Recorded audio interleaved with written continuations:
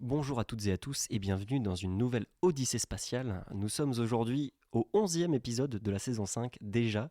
Avant de présenter la fine équipe de ce soir, on se passe notre générique.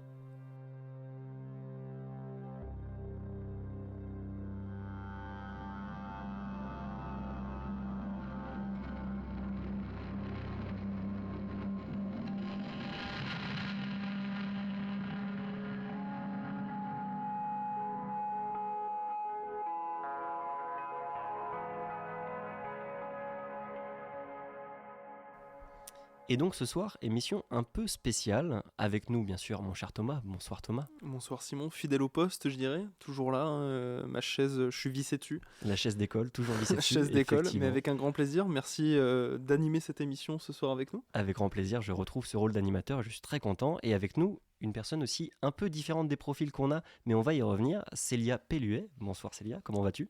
Bonsoir, ça va super, merci de m'avoir invité. Je tease un petit peu, personne un peu différente parce que scientifique bien entendu, mais aussi humoriste, on y reviendra dans l'émission. Donc c'est quand même un mix assez étonnant, détonnant, mais qui a tout son sens, vous le verrez. On peut même dire aussi que tu es vulgarisatrice, créatrice oui, en de partie, contenu, t'as oui. 3 Ouais. casquettes, peut-être même 4. Exactement, mais tout se mélange. Comment est-ce que tu arrives à dormir parfois ou ça se passe comment ? C'est rare, mais qu'est-ce que c'est plaisant quand ça arrive. Eh bien écoute, on y reviendra dans la deuxième partie de l'émission. On va pas changer les bonnes habitudes, on va commencer par une partie sur les actualités du moment.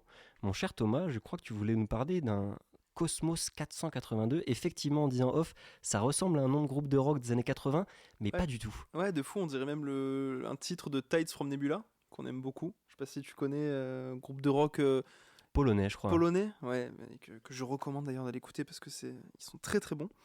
Non, Cosmos 482, Cosmos avec un K, attention ça fleure bon, l'URSS est une fusée qui a décollé en 1972, donc si je dis pas trop de conneries, ce qui serait pas impossible, c'était à peu près vers la période des sondes Venera, donc quand au moment l'URSS visait Vénus.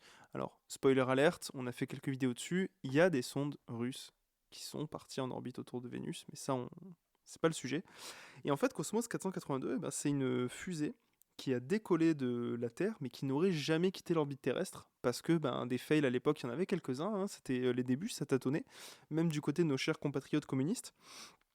Et 50 ans plus tard, elle arriverait un petit peu à la fin de son orbite elliptique, parce qu'on le sait, hein, chaque année son orbite s'atténue, le gros morceau de lanceur se rapproche de la Terre, et les scientifiques, ingénieurs, prévoiraient un retour d'ici mi-mai. Alors, spoiler alerte, tout ne va pas se désintégrer dans le retour en orbite, parce que le morceau est quand même assez massif, on est sur un beau bébé, un beau gros débris. Mais apparemment, ils sont confiants, ça devrait soit tomber dans l'océan, soit dans une plaine, où ça craint rien. Voilà. C'est une info, tout ce qui est de plus russe finalement, hein. C'est tranquille, on balance un gros truc qui vient de l'espace, mais ça va aller.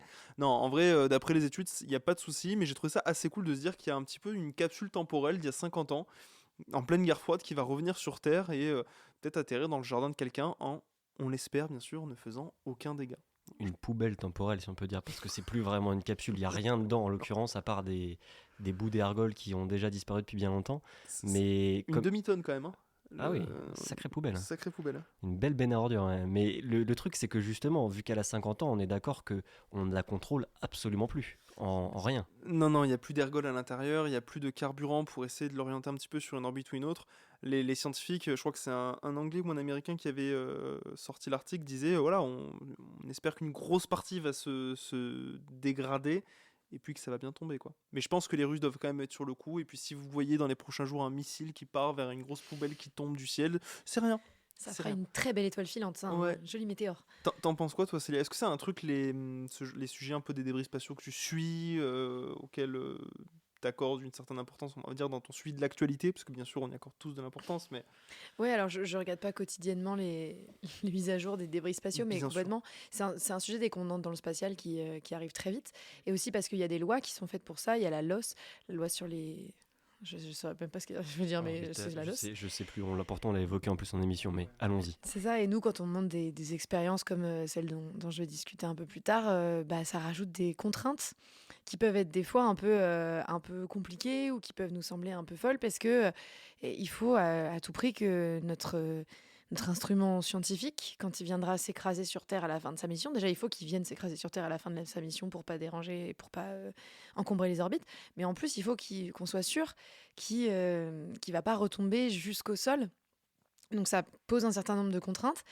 Et c'est des discussions qu'on peut avoir des fois dans une journée normale. On parle de débris spatiaux au CNES, ouais. Contrainte qui, on le rappelle, n'était pas tellement à l'ordre du jour en pleine guerre froide à la course à l'espace. Bien évidemment. C'est un petit peu, on s'en branle, on veut juste envoyer le plus de trucs possible en premier dans l'espace. Alors, aujourd'hui, on envoie quand même beaucoup plus de trucs Tout dans à l'espace fait. qu'à l'époque, et c'est parce qu'il y a certaines personnes qui n'en ont pas vraiment grand-chose à faire de ce genre de contraintes, quand bien même elles existent aujourd'hui. Effectivement, et on a déjà eu des événements comme celui que tu racontes très récemment avec des lanceurs chinois où pareil, le premier étage, donc l'étage le plus massif, était vu rentrer, se désintégrer dans l'atmosphère. Ils avaient dit, on le contrôle à peu près, mais faites gaffe au cas où, on n'est pas trop sûr, tu vois. Donc, et puis des débris spatiaux, le CNES en suit beaucoup au quotidien, enfin toutes les agences spatiales en suivent, mais ils ont mis beaucoup de programmes de recherche en place pour pouvoir les cartographier quasiment en temps réel et sur des débris qui sont beaucoup plus petits que cette grosse benne à ordures qui risque de tomber peut-être sur le coin du nez d'une personne. On espère que non, bien entendu.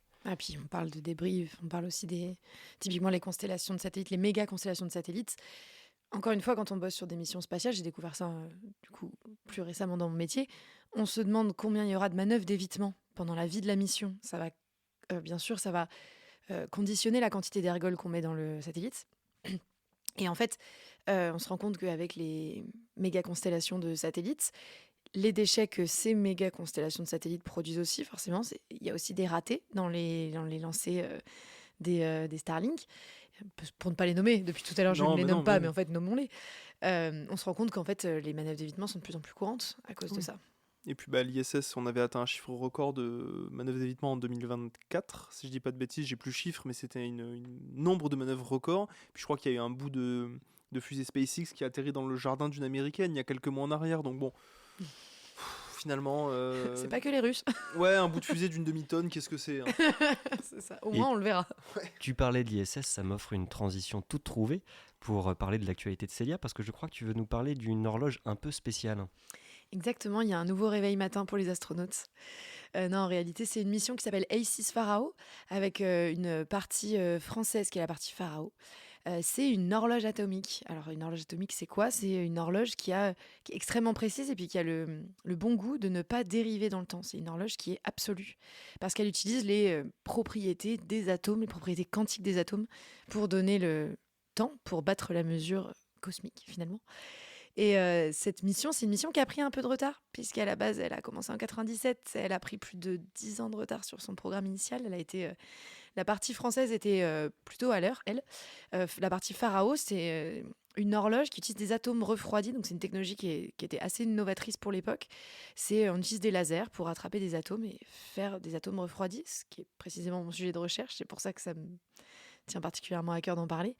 Et alors, moi, je n'utilise pas ces atomes pour faire une horloge, mais là, Pharao, c'est une horloge atomique qui a été accrochée à l'ISS ces dernières semaines. Là, je ne sais plus exactement quand, mais il me semble que c'était autour du 20 avril qu'elle a été envoyée. Il y a 2-3 semaines. Au moment où on enregistre l'émission, nous sommes d'ailleurs le 6 mai.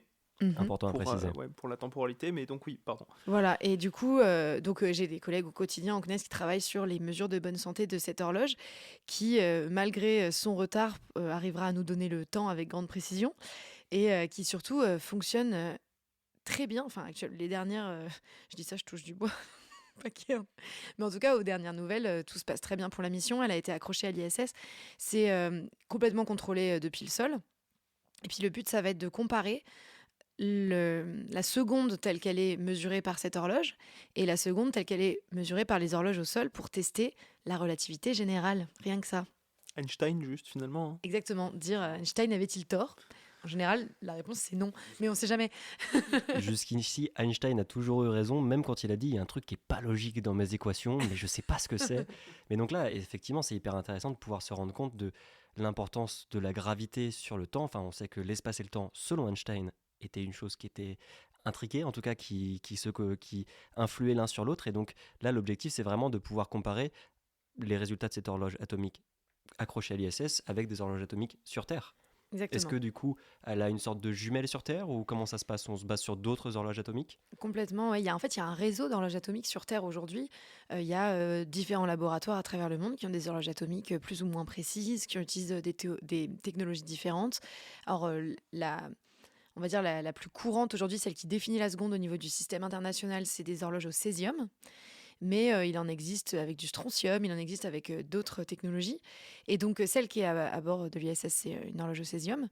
Et l'idée, c'est qu'il y a un lien micro-ondes et un lien laser qui vient comparer les horloges régulièrement à différents endroits. Donc, elle a différentes références finalement au sol. Donc, ça fera beaucoup de données, beaucoup de nouvelles données pour parler de relativité. Et bien sûr, quand vous entendez parler césium ou nucléaire, c'est à ne pas reproduire chez vous. Voilà, Exactement. au cas où. Et c'est pour ça aussi qu'elle est accrochée à l'extérieur de l'ISS. Et donc, elle va accompagner l'ISS jusqu'à la fin de sa vie, a Exactement. priori, qui est prévue aux alentours des années 2030. Donc, mine de rien, on en parle depuis un moment, mais ça va quand même venir vite. Mais voilà, c'est quoi? Est-ce qu'on pourrait avoir des résultats probants assez rapidement ou est-ce que c'est plutôt une expérience sur le temps long? Comment ça se passe, ces types d'analyses? Est-ce que c'est très fin? Les décalages sont quand même minimes.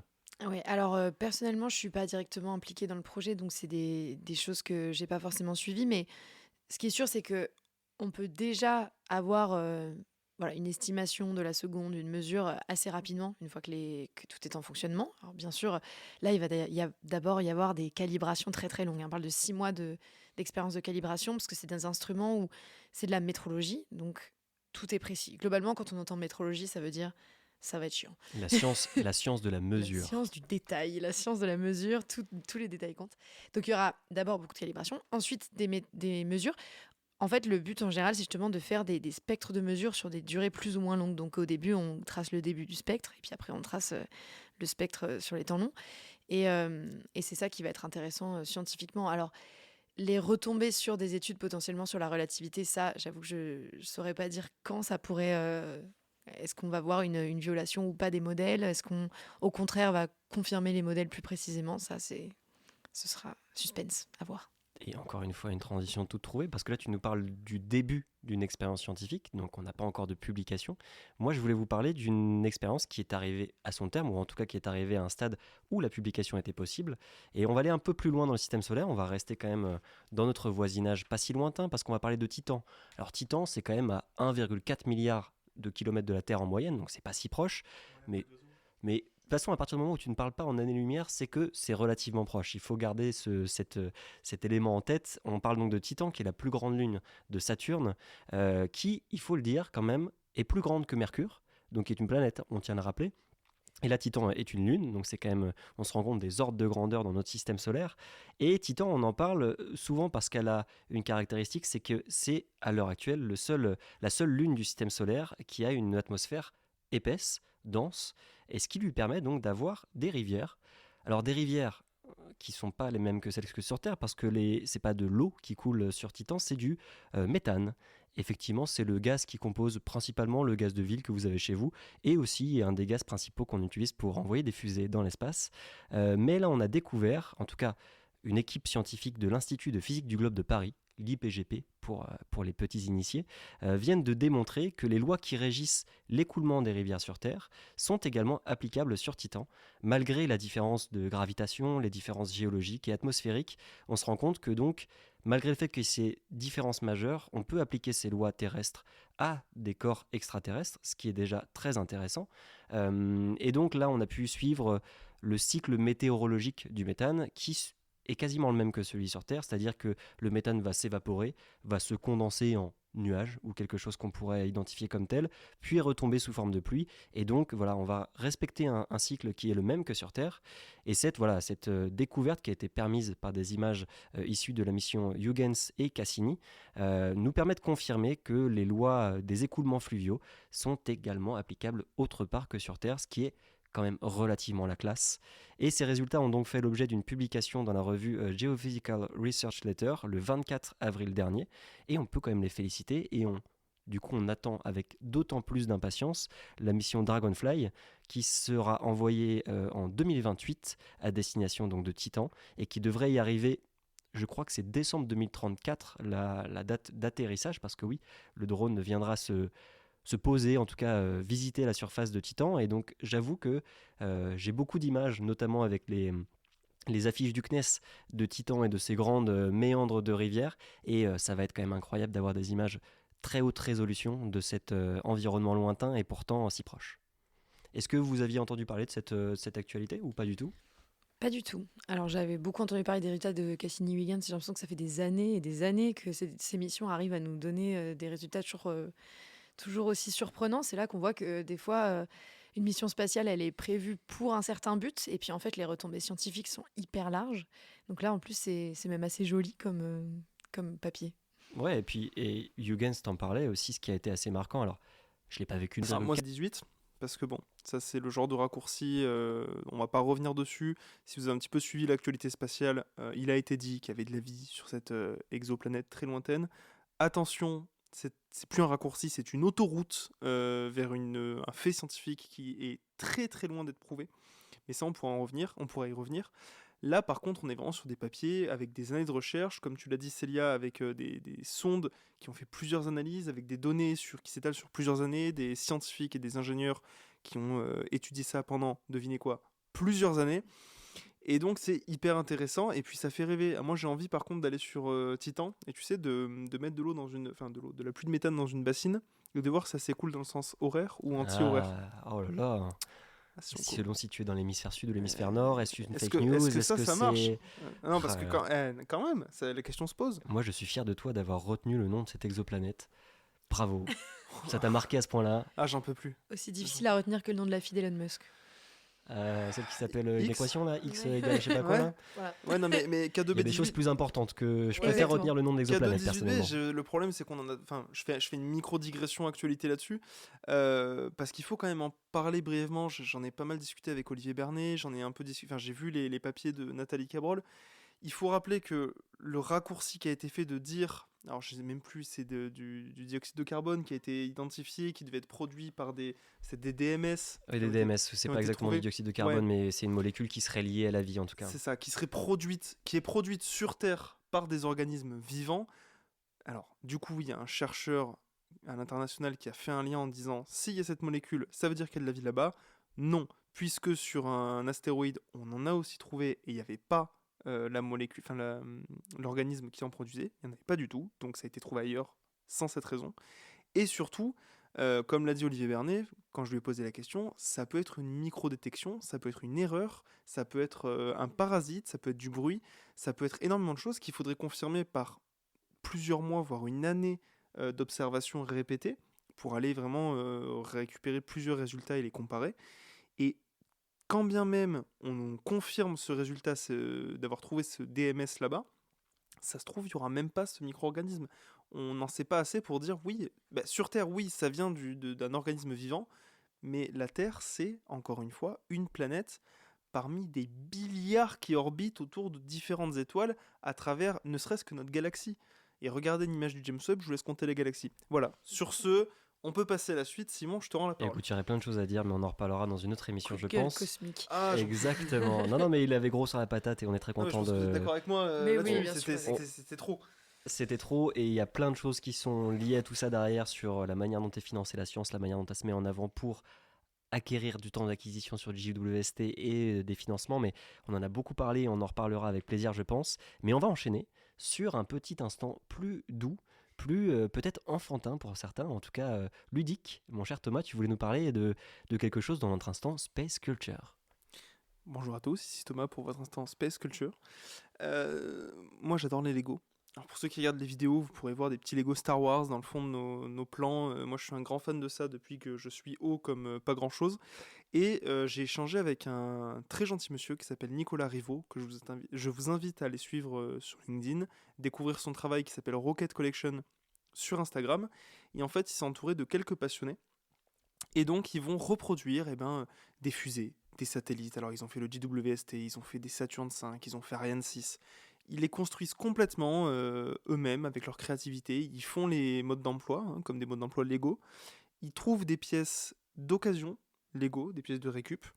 Et en fait, vous commandez sur leur site. Alors ils sont réunis, donc je crois qu'en plus il ne faut même pas forcément de bénéfice. J'avais discuté avec lui, ils n'en vivent pas. Vous commandez sur le site. Eux, ils vous commandent les pièces qu'il faut, ils vous impriment le bon emploi, ils vous envoient tout ça chez vous, et vous n'avez plus qu'à monter votre superbe Ariane 6 dans votre salon. Et moi, je trouve ça juste trop cool pour les passionnés que nous sommes et les passionnés qui nous écoutent.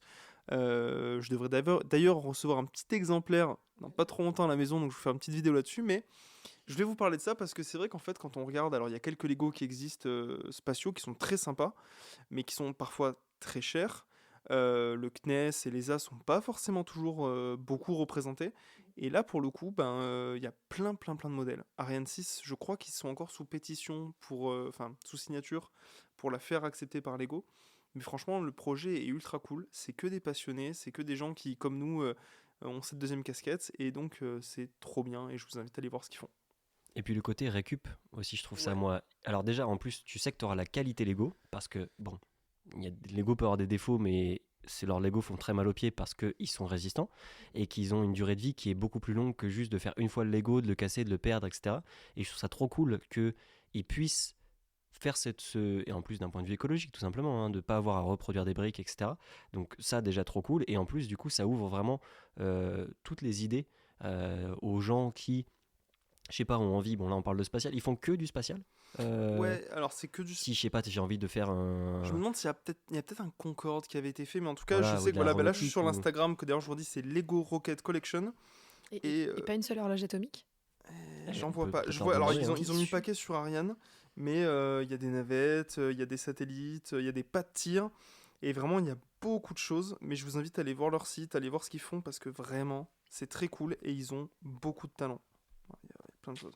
Pas très radiophonique ce qu'on fait, mais effectivement c'est très joli. On vous Super invite à idée aller voir cadeau. en même temps. Effectivement, super idée cadeau. Et puis moi, je sais pas, ça me parle de pouvoir me dire, c'est presque un Lego unique que tu vas commander.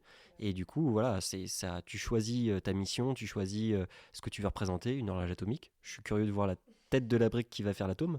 Mais en tout cas, voilà, ça donne libre cours à la pensée, là où les Lego, c'est plus orienté. Tu vois, quand il y a le Lego de la Saturn V qui est sorti, c'était la folie furieuse chez les fans. Mais voilà, c'était la Saturn V. Si on veut une Ariane 5, si on veut, je sais pas, même si on va chercher plus loin, des vieux Soyuz, des vieux Voskhod, etc., bah, c'est impossible. Et donc là, ça donne une ouverture d'esprit qui, je trouve, est trop cool. Et puis, bah, encore une fois, il y a aussi le côté créativité, écologie aussi, qui, moi, me plaît.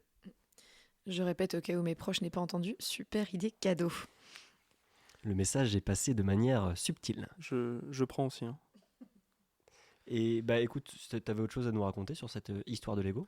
Non, si ce n'est que vraiment les gens qui font ça sont très gentils et très passionnés, et il faut acheter des Lego, c'est trop bien. On dirait presque qu'il est sponsorisé, mais vu J'ai pas de contrat. ouais, mais il va recevoir quelque chose, c'est lui. Donc moi je dis ça, bon, bref. C'est vrai. Moi aussi je veux bien des choses chez moi et je pense que c'est lié également. Je vais même te dire, on est le 6 mai, le colis il m'attend à la maison. J'ai quelques abonnés sur Instagram, je peux leur en parler. Voilà, c'est ça, il y a de la visibilité à faire, les gars, si vous nous écoutez, les gars, les filles. Voilà, contactez-nous. Sur ce, je pense qu'on va repasser sur notre seconde partie d'émission. Donc, pour parler un peu plus de ton profil, Célia, on l'a évoqué, tu es entre science et humour, science et médiation, on pourrait dire, dans le sens global du terme. Moi, j'aimerais bien qu'on commence par parler de ton côté scientifique. Donc, tu l'as dit, tu as fait une thèse au LP2N, c'est ça C'est ça. l'abréviation? C'est ça. L'abréviation Laboratoire photonique numérique et nanosciences, le LP2N. des tutelles de l'Université de Bordeaux, du CNRS, des choses comme ça? Université de Bordeaux, Institut d'optique Graduate School et CNRS. Il n'y a pas le Bien, CNRS? Ah bah voilà, effectivement. bah voilà. C'est une unité mixte de recherche, alors je ne sais plus numéro combien quand même. Ah ouais, non, mais ça parle pas au grand public. Déjà, tout ce qu'on a dit, on les a perdus. Mais en tout cas, donc, tu as commencé par faire une thèse là-bas. Moi, la première question que je voudrais te poser, qu'on a peut-être dû te poser, mais comment tu as vécu la thèse? Parce que on a rencontré pas mal de gens qui ont fait des thèses ou qui sont en cours de thèse. Je sais que c'est pas toujours facile. C'est une aventure sur allez, 3, 4, parfois plus d'années en sciences humaines notamment. Mais comment toi, cet entre-deux entre étudiante et chercheuse, il s'est déroulé? Je pense que toutes les expériences de thèse sont différentes parce que ça dépend énormément du sujet, du type de thèse, ou de la directrice de thèse. C'est assez diversifié.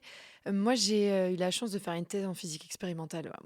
Je dis avoir la chance de, parce que c'est ce que je voulais faire, avoir les mains dans le cambouis, avoir une expérience.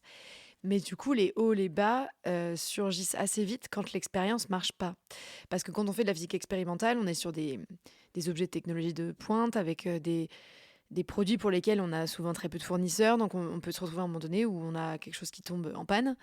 Euh, et pour le remplacer, pour réparer, ça peut prendre des mois. Et une thèse, tu as parlé de la durée d'une thèse, en physique notamment, là où j'étais à l'université de Bordeaux, ça dure 3 ans, pas plus, pas moins. L'objectif, c'est vraiment qu'il n'y ait pas des thèses à rallonge. Donc, même quand tu as un gros problème expérimental, c'est assez difficile de négocier une extension de thèse. Alors, ça se fait un peu, puis moi, en vrai, ma rédaction, je l'ai un peu fait déborder. J'ai fait un peu plus 3 ans et quelques mois que 3 ans. Puis j'ai aussi fait mon stage de fin d'études sur la même expérience. Donc, ça m'a permis d'avoir un peu plus de temps pour aborder le sujet. Mais finalement, c'est assez court. On a l'impression que c'est long quand on commence, mais les sujets souvent sont tellement complexes, il y a tellement de choses qu'on a envie d'étudier qu'on se retrouve plutôt à manquer de temps vers la fin. Donc les problèmes expérimentaux souvent viennent un peu comme des coups durs. Euh, Moi, j'en ai eu quelques-uns. J'ai eu la chance qu'à chaque fois, on trouve des solutions avec mon directeur de thèse, que j'ai eu la chance de pouvoir aussi avoir mon mot à dire dans ce que je faisais, dans les choix qu'on faisait dans l'orientation de l'expérience, mais en même temps être très très bien guidée. J'avais vraiment confiance en la vision scientifique de mon directeur de thèse. Je savais que ça allait quelque part. Et donc, j'étais à la fois dans une situation qui est quand même assez sécuritaire, ce qui n'est pas le cas dans toutes les thèses, hein. Moi, il y avait un projet de recherche quand même bien défini quand je suis arrivée et qui était assez clair pour mon directeur de thèse, Baptiste Batelier. Et en même temps, il y avait quand même cette marge de manœuvre où s'il y avait des sujets qui m'intéressaient un peu plus, d'autres moins, je pouvais moi-même un peu orienter. Donc je pense que c'était un peu la configuration idéale dans une thèse, avec à la fois l'exercice pour la première fois, l'autonomie. C'est quand même un projet qu'on mène pendant 3 ans pour soi, quelque part, hein, pour son propre diplôme. À la fois un très bon encadrement, où j'étais quand même dans une équipe avec un projet qui est une expérience qui existait depuis plus de 10 ans, qui donnait des résultats, ce qui n'est pas toujours le cas. Donc c'était plutôt une bonne expérience. Moi, j'ai plutôt une bonne expérience de thèse. Ouais. Et alors, du coup, après cette thèse, donc comme tu l'as dit, maintenant tu travailles donc sur plutôt de l'optique au CNES. On l'a évoqué pendant ton portrait d'espace. Est-ce que tu peux nous en dire un peu plus justement concrètement sur les projets sur lesquels tu travailles, peut-être les vulgariser un peu plus parce qu'on a parlé de physique quantique, on a Ouais. parlé de ce genre de choses, et c'est vrai que le mot quantique en général, Ça fait peur.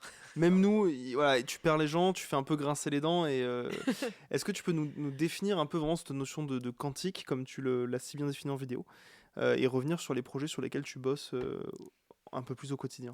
Ouais, alors comme je l'ai un peu dit dans le portrait d'espace, quand j'ai commencé à étudier l'optique, la science de la lumière, assez vite on en vient à parler de l'interaction entre la lumière et la matière à l'échelle de l'infiniment petit. Et quand on regarde ce qui se passe à l'échelle de l'infiniment petit, les lois de la physique dite classique, donc tout ce qu'on étudie, je dirais, jusqu'à la fin du lycée, ça marche plus vraiment. Il y a plein de phénomènes qui ne peuvent pas être expliqués par ces lois-là. Donc il y a un nouveau modèle, entre guillemets, qui a émergé au début du XXe siècle, qui s'appelle la mécanique quantique, qui permet d'expliquer la science à l'échelle de l'infiniment petit. La physique des particules est une science émergente de ces théories-là, on dirait même de ces formalismes-là, parce que c'est pas vraiment des théories, c'est plutôt des nouvelles façons de décrire la nature. On a fait des nouvelles équations mathématiques, des nouveaux paradigmes, notamment un qui définit pas mal la physique quantique, c'est de dire, en fait, on va étudier la physique comme étant un ensemble de probabilités, plutôt que quelque chose de déterministe. Quand on dit déterministe, c'est que on sait que si je fais ça, ça va provoquer ça. Cause-effet. En physique quantique, on sait qu'une cause, elle a une probabilité donnée de produire un certain effet, mais elle peut aussi en produire un autre. Et donc, l'état dans lequel, enfin, l'effet qui est fait par un phénomène, on n'est pas sûr de ce qui va se passer. Et c'est pas qu'on est. Ce qui est assez important à comprendre, c'est que c'est pas une limite humaine de dire on ne sait pas ce qui s'est passé. C'est vraiment dans ce modèle-là, intrinsèquement, à l'échelle d'infiniment petit, on ne peut pas savoir ce qui s'est vraiment passé. On peut juste mesurer, le vérifier de temps en temps. Et là, on va tomber sur quelque chose, un certain résultat. Mais ce résultat ne veut pas dire que c'était le seul résultat possible. En fait, il y en avait beaucoup d'autres qu'on n'a juste pas observés. Je ne sais pas si j'ai bien expliqué. Tu peux ajouter une casquette à ton profil, tu expliques très bien. Donc Ah, ça prof fait peut-être. plaisir. Moi la physique quantique c'est toujours un truc. Alors l'étude de l'infiniment petit, j'avais toujours à peu près saisi le bordel. Oui. Mais c'est toujours compliqué à réexpliquer. Mm. Tu l'as très bien fait. Ça Donc fait si plaisir. jamais tu veux ajouter cette casquette Yes. à ta collection de couvre-chef, n'hésite pas. Allons-y. Vraiment, parce que nous, pour rappel, on vient avec Simon tous les deux de master en communication. Ok. On n'a jamais été ni ingé, ni science, ni rien. Donc on apprend aussi de D'avoir ces ce champs-là. genre d'outils pour faire passer des messages complexes, parce que la physique Ouais. quantique, on est quand même sur un domaine qui est très précis, avec des équations qui peuvent parfois être un peu barbares. On vous parle souvent, quand on parle de physique quantique, du chat de Schrödinger, qui est mort ou vivant jusqu'à ce qu'on l'observe et qu'on lui donne un état déterminé, mais c'est une très belle manière de l'expliquer, ce que tu viens de nous faire là. Et on parlait tout à l'heure d'Einstein, et on sait qu'aujourd'hui, il y a une petite friction, en tout cas une inadéquation, disons, entre ce qu'Einstein avait prévu dans sa relativité restreinte et générale et la mécanique quantique à l'heure actuelle. Donc, c'est des thématiques scientifiques qui ont un très beau futur qui vient, mais on aimerait bien pouvoir essayer de réconcilier les deux. Et ça passe par des observations astrophysiques, etc., qui sont prédéterminantes et très très importantes. Mais on rentre dans des sujets qui sont vraiment très techniques, Ouais, mais qui sont mais hyper intéressants. et ça fait une très bonne transition parce que c'est exactement ce sur quoi je travaillais quand j'étais en thèse, justement. Un des problèmes dans l'unification entre la relativité générale et la physique quantique, c'est quelque chose qui s'appelle le principe d'équivalence faible, qui s'appelle aussi l'universalité de la chute libre. En gros, depuis Galilée, on sait que si je fais tomber un marteau et une plume dans le vide, ils tombent en même temps. Ce qui est déjà un peu badass de la part de Galilée, parce que le mec a imaginé ce qui pouvait se passer dans le vide, alors que le vide, ça n'existait pas à son époque. Il faut savoir qu'au quotidien, vous ne croisez pas du vide. Enfin, des fois, il y a des gens, on leur parle, on se demande si, si c'est pas ça qui se passe dans Pourquoi leur tu m'as tête. regardé en disant ça? Mais, Pas mal, pas mal. mais c'est pas quelque chose. Donc, il avait fait une expérience de pensée et il en avait déduit que l'universalité de la chute libre, même si j'ai une masse énorme et une masse très faible, ça va tomber en même temps. Ça a été utilisé par Newton dans ses équations de la dynamique. Et ça a été réutilisé comme vraiment une base pour Einstein. C'est ça sur quoi repose une grande partie de la théorie de la relativité, puisque ça donne l'équivalence entre les référentiels. Le fait que tout tombe en même temps, ça veut dire qu'on peut tout voir de tous les angles possibles finalement. Si je mets la caméra qui regarde le phénomène d'une autre façon, ce sera équivalent. Donc ça, c'est le principe d'équivalence faible. C'est un des fondements de la relativité générale. Et le truc, c'est que ça reste un postulat. On l'expérimente, on le voit expérimentalement, mais ça n'a pas de raison physique d'être vrai, si ce n'est ces expériences de pensée. Mais il y a certaines théories d'unification notamment. Donc, parfois, on parle de la théorie des cordes. Je ne sais pas vous expliquer ce que c'est que la théorie des cordes, vraiment, même si j'essayais, je n'y arriverai absolument pas. Mais ce que je sais, c'est que c'est une théorie qui essaye de trouver un formalisme qui unifie ces deux physiques. Et pour une raison à nouveau que j'ignore, certaines théories de ce type-là prédisent des violations du principe d'équivalence. Elles vont dire finalement le marteau et la plume, ils tombent peut-être pas exactement en même temps.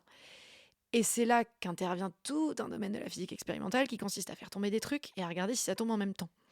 Donc il y a une mission que vous connaissez peut-être qui s'appelle Microscope, qui était une mission française, CNES-ONERA, qui a testé avec des cylindres de titane et de platine, si je ne me trompe pas, pendant plusieurs années. Ces cylindres, ils sont tombés dans un satellite pour vérifier s'ils tombaient bien en même temps. Ils sont arrivés à 15 chiffres après la virgule à dire que oui, ça tombe en même temps. Et ce sur quoi je travaillais en thèse, c'était une nouvelle génération finalement de ce type d'expérience. Sauf qu'au lieu d'utiliser des petits cylindres de titane et platine, l'idée c'était d'utiliser des atomes, des nuages d'atomes refroidis, donc de la physique quantique, des objets quantiques pour tester finalement cette hypothèse relativiste. Et puis faire cette mesure dans la proposition de cette mission spatiale, 17 chiffres après la virgule. Donc, c'est une mission qui est encore à l'état de proposition et qui est encore dans les labos. Et donc, ma manip de thèse consistait à faire un démonstrateur de ce genre de mission. On avait du rubidium et du potassium, voilà, pour les petits noms, qu'on attrapait avec des lasers. Et on regardait comment ils tombaient.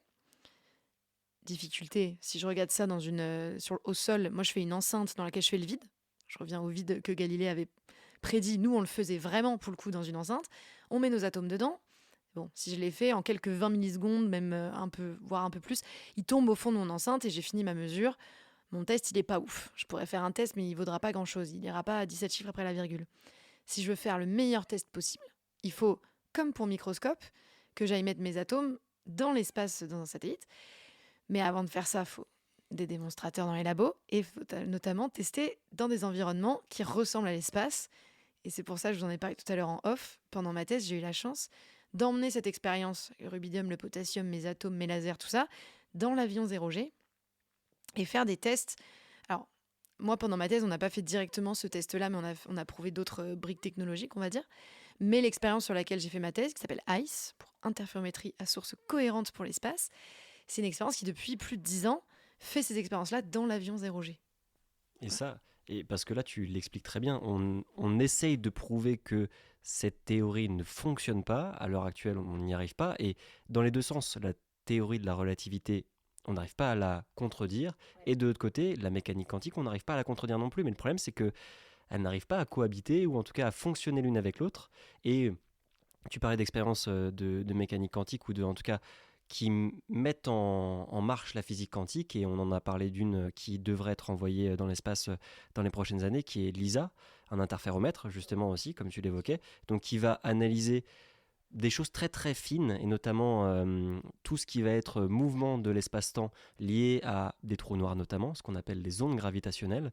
Et c'est fou de se dire qu'on est à un point de niveau technologique extrêmement avancé dans les deux matières, enfin dans les, si je peux appeler ça matière ou discipline, ou en tout cas voilà, groupements scientifiques, et qu'on n'arrive pas à les faire cohabiter, ou en tout cas à les faire fonctionner ensemble.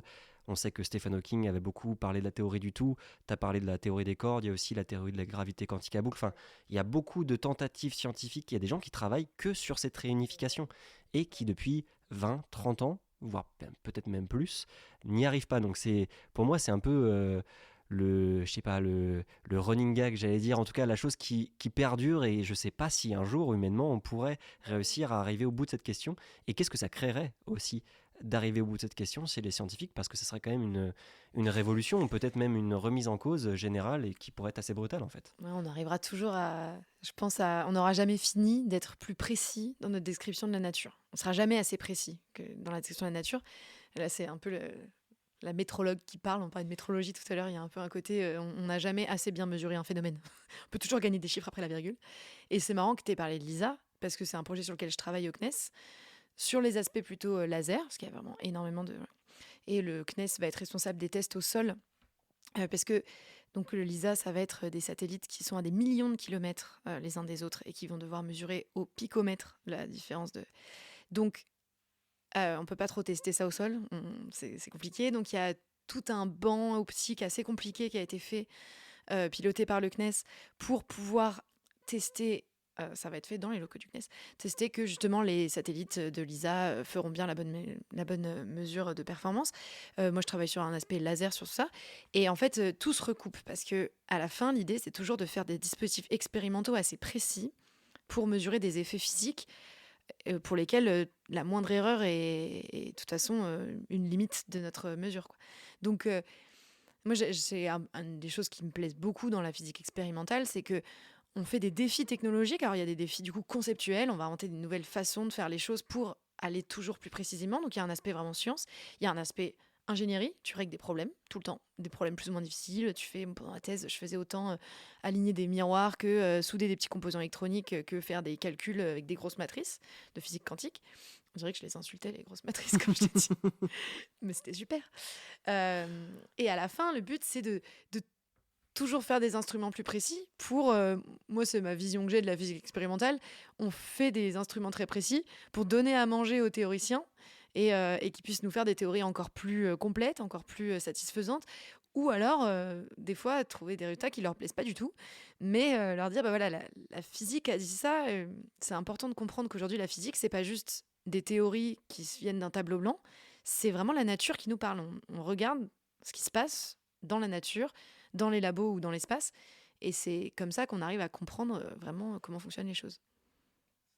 Alors voilà, j'ai eu la chance pendant ma thèse de faire des vols 0G, expérience humaine absolument folle, en plus d'être une expérience scientifique un peu improbable. Mais pour préparer des missions du test du principe d'équivalence depuis l'espace avec des atomes, il y a des labos qui font des choses, mais il y a aussi une autre étape qui s'appelle le démonstrateur technologique. En gros, on fait une première mission spatiale, on va pas forcément faire de science, mais on va montrer que la techno, elle marche. Il y a quand même beaucoup de science qui se cache derrière, bien sûr, pour arriver à faire ça, mais il n'y a pas directement de résultats, d'études scientifiques. Je me suis un peu perdue en disant ça.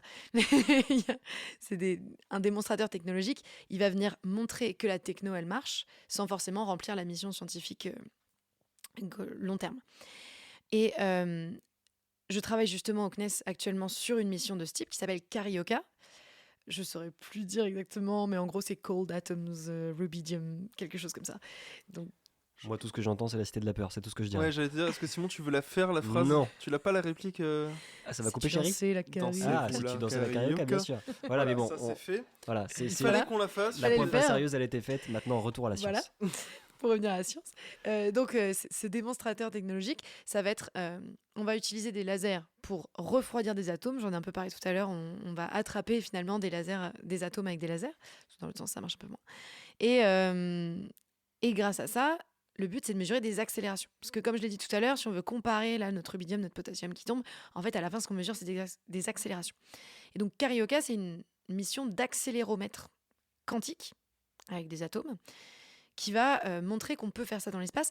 Et puis, ça a un autre avantage, cette mission-là, c'est que si on mesure assez bien des accélérations avec des atomes, on va pouvoir les utiliser pour étudier le champ de gravité terrestre.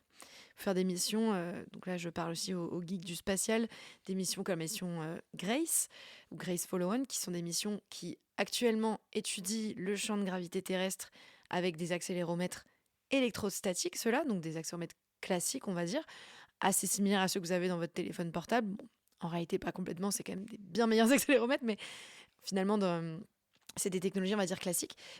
Le but, avec des missions comme Carioca, c'est non seulement de tester le principe d'équivalence faible, peut-être, mais aussi de faire des missions qui pourront étudier le champ de gravité terrestre. Et ça, c'est vraiment un outil indispensable, notamment aux climatologues et aux personnes qui étudient la Terre en général. C'est merveilleusement bien présenté. Merci beaucoup déjà pour cette belle présentation et on espère une belle mission à venir. Et donc on en parlait un peu plus tôt, tu as plusieurs casquettes et cordes à ton arc, la vulgarisatrice, la scientifique, l'ingénieur, mais aussi l'humoriste. Pour la casquette de vulgarisation et dans les sciences, j'arrive assez bien à voir comment elles peuvent se nourrir l'une l'autre. Comment est-ce que finalement la casquette d'humoriste est nourrie par ton expérience professionnelle dans le spatial et inversement? Alors, à l'origine, il n'y avait pas de lien entre les deux. À l'origine, c'était vraiment un hobby, c'était vraiment... je voulais faire la clown, comme on dit. Quand je dis ça, on dirait que j'ai 5 ans. Mais... Ou 50. Ou 50, c'est ça. C'est- Mais en tout cas, pas. Il y a un gap entre les deux. Clairement, je pense que j'aimais juste faire de la scène. Et puis, petit à petit, je me suis rendu compte, notamment en écrivant mes propres textes, en faisant du stand-up, que quand je parlais du fait que j'étais une femme scientifique, du fait que je travaillais dans une agence spatiale ou que je faisais de la physique quantique, il y a quelque chose qui se crée quand même dans le public, des fois de la peur, mais souvent de l'intérêt quand même. Du coup, je me suis dit, bon, il faudrait essayer de parler de science avec humour. Ce que j'essaye de faire de plus en plus, je vais pas cacher que c'est pas facile. Quand on va dans les comédie clubs, ces soirées d'humour qui sont dans les bars, où les sujets sont souvent des sujets très détentes, les gens ont envie de parler des choses de la vie qui leur parlent, tu peux pas arriver et directement leur expliquer le principe d'équivalence faible. Globalement, ils s'en fichent un peu. Mais tu peux amener comme ça des petites bribes, des petites miettes de science dans un truc très stand-up. Et puis, à plus long terme, j'ai commencé à voir qu'en fait, justement, cette écriture un peu humoristique pour parler de science, elle pouvait vraiment intéresser. Notamment, aujourd'hui, je fais des chroniques chez Nova dans l'émission La Dernière.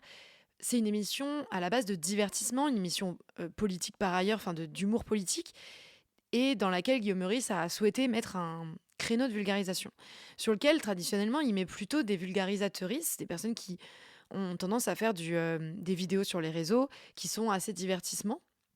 Et moi, avec ma double casquette stand-up chercheuse, il y avait quand même une opportunité à essayer d'amener une vulga qui pourrait ressembler à celle que ferait quelqu'un du domaine, mais avec des blagues très stand-up, ou même des blagues très... un peu politiques quand il s'agit justement d'une émission de satire politique, ou des blagues plus dans la tradition stand-up. Et je pense que là, je trouve un ton et quelque chose qui m'intéresse beaucoup et qui, je pense aussi, me permet de sortir mon épingle du jeu, entre guillemets, parce que c'est aussi des milieux, comme tous les milieux artistiques, où il y a beaucoup de monde, plein de propositions. Et il faut aussi trouver, c'est quoi notre voix à nous quand on commence ce genre de trucs artistiques. Et je pense qu'aujourd'hui, ça se dirige de plus en plus vers ça. Et l'écriture, par exemple, dont tu parlais, est-ce que ça t'aide aussi, par exemple, à échanger, communiquer dans le cadre professionnel? C'est pas forcément direct.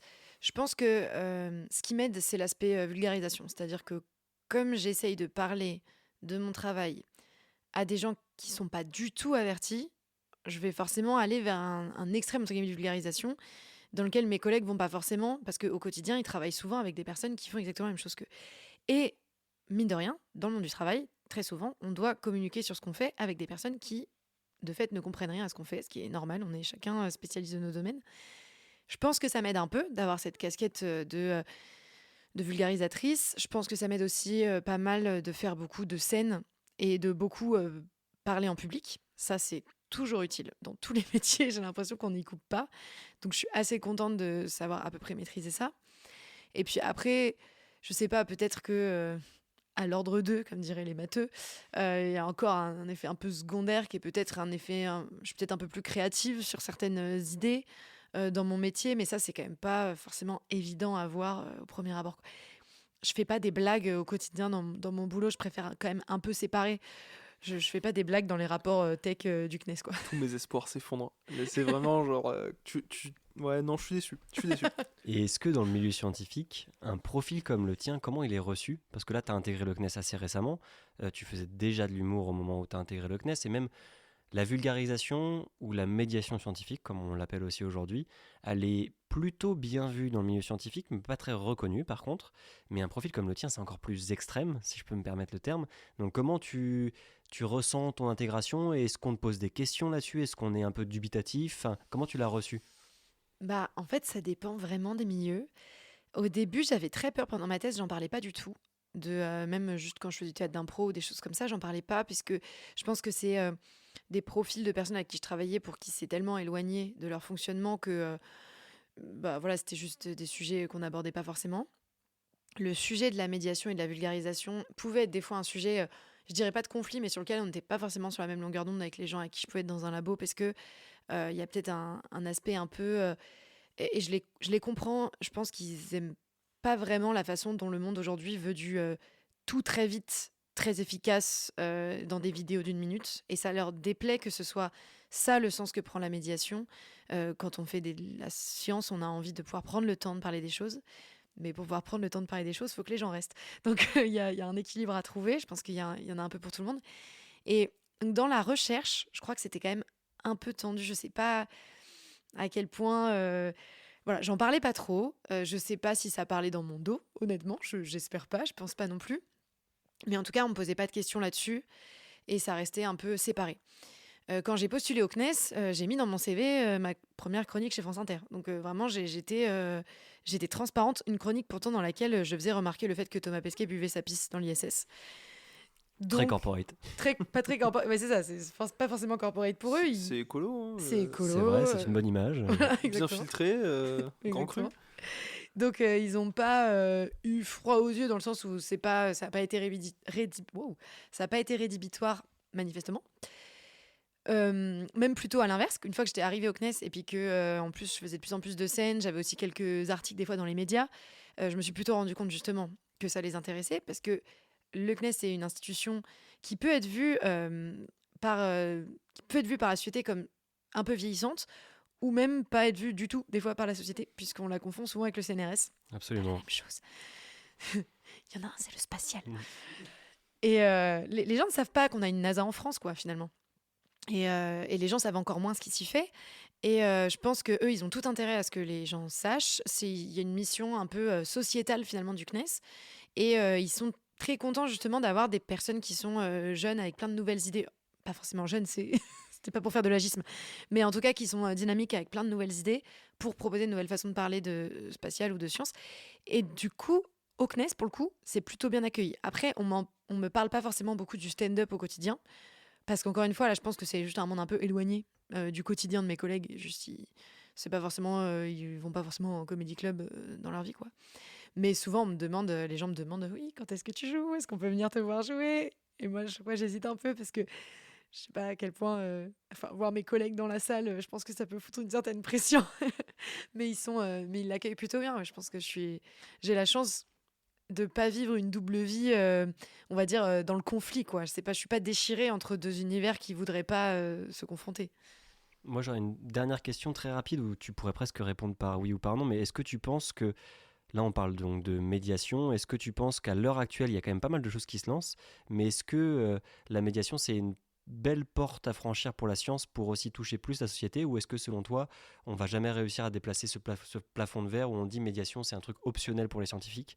Est-ce que pour toi ça va se développer et si oui, est-ce que ça va finir par être considéré aussi par les institutions scientifiques, ou est-ce que pour toi on est quand même voilà, sur quelque chose qui reste de la côté pour le travail scientifique? Je pense qu'avec le système actuel, donc la façon dont sont faits les carrières de chercheurs, dont sont faits les financements, etc., on ne peut pas demander aux chercheurs de communiquer eux-mêmes sur leur travail. C'est beaucoup trop de travail, c'est quelque chose sur lequel ils ne sont pas forcément formés et peut-être quelque chose sur lequel qu'ils n'ont pas forcément envie de faire. Et je pense que c'est quand même important, les gens qui décident de faire des carrières dans la recherche, c'est des carrières qui sont très exigeantes, pas très rémunérées pour le niveau d'études. Et le grand avantage du chercheur, c'est la liberté. Donc si on commence à être sur un truc très coercitif où on l'oblige à aller faire beaucoup de communication, on va perdre un attrait de la recherche et il y a des profils de personnes qui ne sont pas communicantes du tout et qui sont des excellents chercheurs qu'il ne faut pas effrayer quelque part. Enfin, il ne faut pas qu'on perde ces profils-là et je ne pense pas que ce soit une bonne idée de forcer entre guillemets les chercheurs à le faire. Maintenant, je pense que c'est aussi un milieu qui est très élitiste et très fermé, qui gagnerait à se remettre en question. Et je pense que ça passe notamment par une recherche beaucoup plus inclusive. Et là, je parle d'inclusivité de genre, mais pas que, de milieu social, d'origine, etc. Et à partir du moment où on a un milieu qui est plus ouvert sur le monde, donc plus ouvert sur des personnes qui viennent d'univers différents, je pense que relativement naturellement, c'est ma théorie, ça s'ouvrira au grand public. Quelque part, une des choses aussi qui fait que les personnes s'intéressent pas forcément aux sciences ou des personnes de certains milieux s'intéressent pas aux sciences, c'est parce qu'il y a personne qui leur ressemble qui fait des sciences. À la fin, on écoute les gens qui nous ressemblent. Donc aujourd'hui, si les femmes s'intéressent moins aux sciences, c'est parce qu'elles ont toujours vu des hommes en parler. Et on peut étendre ça à toutes les autres formes de discrimination qui se trouvent aujourd'hui dans ces milieux-là. Donc aujourd'hui, il y a des efforts qui sont mis en place. Je pense qu'il faut redoubler d'efforts là-dessus. Je pense qu'il faut vraiment prendre ce sujet en main dès les petites classes. On le sait, de toute façon, ça, il faut faire le travail assez jeune. Mais à tous les niveaux de carrière, faire en sorte que les milieux soient plus diversifiés. Et là, on pourra, je pense, réintéresser, puis surtout permettre au grand public de se réapproprier des sujets dont ils ont été globalement dépossédés par les années, par certaines politiques, par certaines logiques élitistes. Réapproprier le savoir scientifique au grand public, parce qu'en fait, c'est pas juste parce que c'est bien, mais parce que c'est nécessaire. La société de demain, elle est technologique, complètement technologique. Les gros défis qu'on a, environnementaux, l'IA, on en parle tout le temps, quand on avait le Covid, c'est pas juste des choses qui sont des à côté, c'est pas juste des actus scientifiques. Là, on parle de choses qui touchent tout le monde au quotidien. Et aujourd'hui, les gens n'ont pas les armes et les infos pour pouvoir aborder ces sujets-là. Et moi, je trouve que c'est un peu révoltant. Enfin, c'est vraiment quelque chose qui m'anime et qui m'énerve. Je pense qu'il y a vraiment du boulot à faire là-dessus, quoi. Non, je trouve que c'est un merveilleux mot de conclusion pour ce super podcast. Ou presque. Ou presque, mon cher Ou Thomas. presque. Tu as Attends, peut-être raison. Alors, on a gardé une petite surprise pour la Ça, fin. j'adore, moi, ces petits moments un peu palpables où il y a une tension qui se crée. En Non, mais fin vas-y, je te laisse. d'émission, on a une Oula. petite tradition qui est de donner le mot de la fin à notre invité. Alors, en l'occurrence, c'est toi qui l'auras. Mais tout d'abord, je tiens à remercier mon cher Thomas de m'avoir accompagné pour cette émission toujours aussi agréable. Merci Thomas. Et merci à toi, Simon. Tu as drivé ça pour faire un parallèle avec ce qu'on a dit plus tôt, comme Marcel conduisait le camion de Jamie dans C'est pas sorcier. Je suis très content d'être invisible et de conduire un camion, mais on va dans la bonne direction, j'en suis sûr. Non, mais avec beaucoup de brio et encore merci pour ce merveilleux lead et cette très belle émission. Merci Célia d'avoir accepté notre invitation, d'avoir été avec nous, de nous avoir partagé tout ton savoir parce que c'était hyper intéressant. Et ouais, on te laisse ce petit mot de la fin. Tu peux faire de la promo, un conseil, plusieurs, vraiment tout ce qui te passe par la tête, même dire si tu as envie de manger quelque chose en particulier ce soir, c'est rien que pour toi. C'est toi qui vois. Avant ça, je tenais à te remercier également, Célia. C'était vraiment très agréable ce moment et on a pu parler de choses très diversifiées et d'aller dans des sujets de société. C'est aussi le but de ce podcast parce qu'on parle à toutes et tous et l'objectif, c'est de ne pas être perdu si possible et surtout de trouver des points d'accroche différents. Donc c'était vraiment un très beau moment. Et donc on rappelle donc Célia Pelluet, Célia Blague de Trop sur Instagram, si je dis pas de bêtises. Exactement. Donc on invite bien sûr tous nos auditeurs et toutes nos auditrices à aller découvrir ton travail, qu'il soit scientifique et aussi dans l'humour. Et je te laisse la parole pour conclure cette émission. Tu dis ce que tu veux, ça peut durer 5 minutes, ça peut durer 10 secondes. C'est toi qui as les clés du camion, si on peut dire. Déjà, merci beaucoup. de m'avoir emmené avec vous dans ce voyage sur la route du savoir spatial. Rien que ça. Une métaphore filée. Les métaphores routières, ça me termine. Et là, j'allais continuer, mais j'en ai plus. On va des blagues. Non, et puis je pense que je finirai comme je finis souvent mes passages dans les comédie clubs. Je vous dirais que si vous avez aimé ce que j'ai raconté, si vous avez aimé les sujets abordés, n'hésitez pas à me suivre. Alors, le faites pas dans la rue, s'il vous plaît. Des fois, ça m'arrive. Voilà. Faites-le sur les réseaux. Célia Blague de trop, comme ça a été dit. Et merci beaucoup.